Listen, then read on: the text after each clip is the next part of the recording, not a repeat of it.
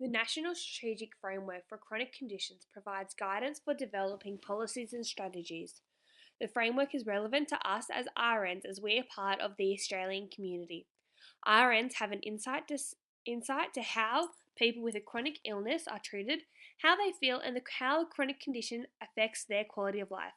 Now, the question is, how does the framework impact those people living with a chronic illness? To answer this question, I would like to introduce you to Bernadette.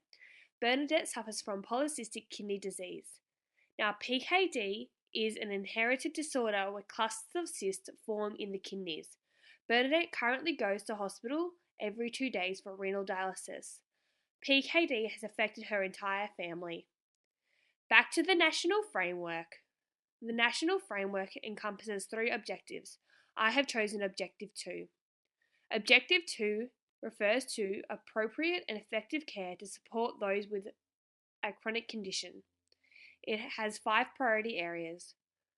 Priority Area 2.1 is active engagement. This priority area strives to embody a person centered approach. It is relevant to Bernadette as she improves her knowledge by constantly asking questions about her health. It empowers Bernadette to set quality of life goals. Priority Area 2.2 is continuity of care. It aspires to give Australians consistent care across the health system. This priority area is relevant to patients like Bernadette as it works to support navigation across different health services, therefore enhancing Bernadette's holistic and coordination of care. Priority Area 2.3 is accessible health services. This priority area has progressed for renal dialysis patients.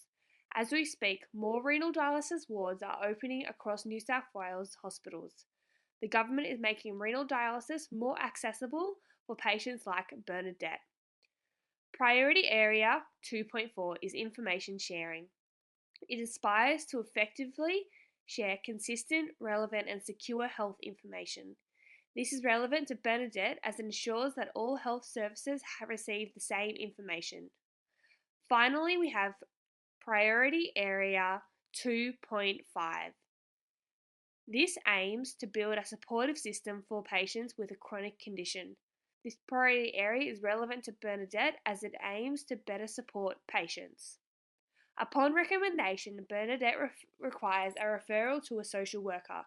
The Australian Association of Social Workers suggests that social workers are able to assist Bernadette with finding groups that will support Bernadette in coping with her condition.